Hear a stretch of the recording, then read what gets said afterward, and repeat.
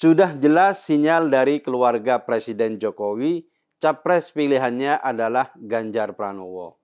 Hal itu terlihat dari video ajakan Gibran Rakabuming Raka, Wali Kota Solo, dan Bobi Nasution, Wali Kota Medan, yang keduanya merupakan anak dan mantu Presiden Jokowi, untuk memilih Ganjar Pranowo pada Pilpres 2024.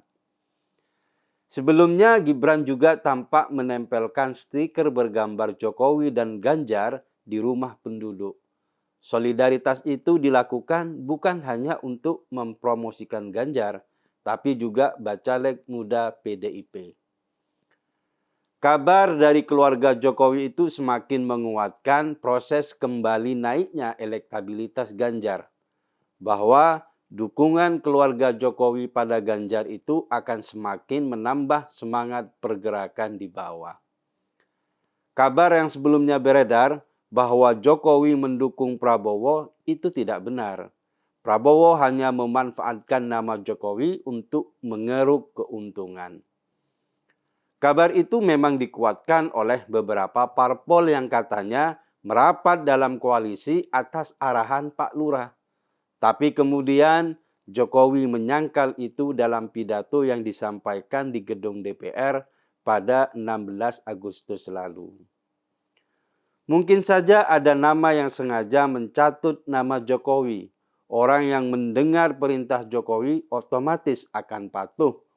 Karena bagi mereka, Jokowi itu pemimpin karismatik. Tapi ketika pencatutan nama itu dibantah oleh Jokowi, terang sudah, kabar yang beredar itu adalah propaganda timnya Prabowo. Faktanya tidak begitu. PDIP terlihat semakin solid menjelang Pilpres 2024. Hal itu dilakukan karena propaganda dari kubu Prabowo terus merajalela dan meresahkan. Prabowo memanfaatkan nama Jokowi dengan berlebihan, bahkan kalau perlu, timnya harus mengarang narasi. Nama Gibran juga sering diisukan akan jadi bacawa presnya Prabowo. Jokowi juga sudah membantah itu. Gibran belum cukup pengalaman, kata Jokowi. Tapi tetap saja propaganda bahwa Gibran adalah bacawa presnya Prabowo terus dikumandangkan. Tujuannya untuk membuat pemilih bingung, sekaligus untuk melancarkan aksi mendompleng nama keluarga Jokowi. Loyalis Jokowi itu sangat besar. Itu tercermin dari kepuasan publik yang mencapai 80% lebih. Jika diambil setengah saja dari persentase itu adalah loyalis Jokowi, bisa dibayangkan besarnya angka itu. Makanya narasi antitesis Jokowi itu tidak laku. Sebanyak 80% orang yang puas dengan Jokowi itu pasti lebih nyaman dengan calon yang akan meneruskan program Jokowi. Saat ini Prabowo sudah ngos-ngosan, elektabilitasnya mulai mentok. Dia juga sudah kehabisan narasi untuk mendompleng nama Jokowi.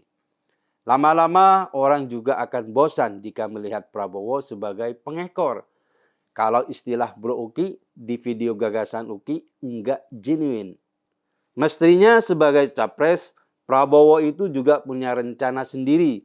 Selain melanjutkan program Jokowi, kalau hanya melanjutkan saja, itu sih tugas PLT.